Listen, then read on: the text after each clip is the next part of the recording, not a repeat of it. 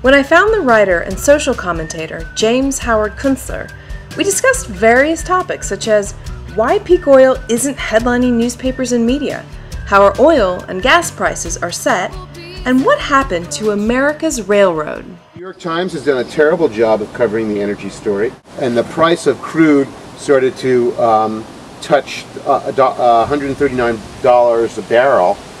You know, it was barely covered. You know, you barely saw it. Right. It wasn't on the front page in the New York Times. No, it's all on the back pages. In the business section. It's like, hello, you know, this is the basic resource that your civilization runs on. Right. You can't even make the ink that you're using without it.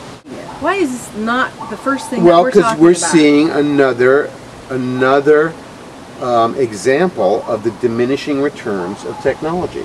You know, we had pretty good network news on TV when we had 3 stations back when I was a kid, you know, back during Watergate, you know, back in the 70s, you know, ABC, CBS, NBC, these were serious news organizations, and every night they presented serious news.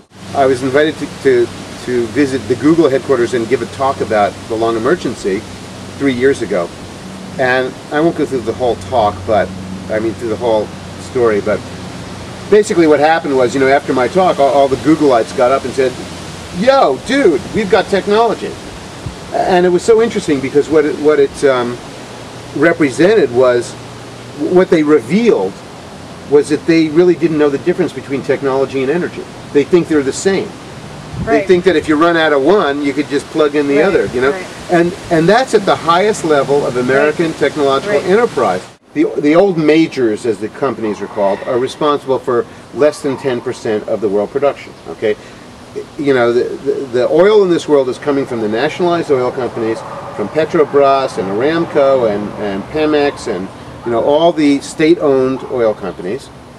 And the prices are set on the futures markets and the spot markets on an auction process. You know, people bid for it. It goes to the highest bidder.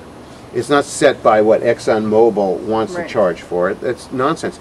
And in fact, gasoline prices are also set, for the most part, on the NYMEX gasoline futures and spot market. The fact that we're not talking about fixing the railroad system in America shows how unserious we are. At most normal places in America, you can't get from Cleveland to Columbus, Ohio, unless you drive or fly or take a bus, you know?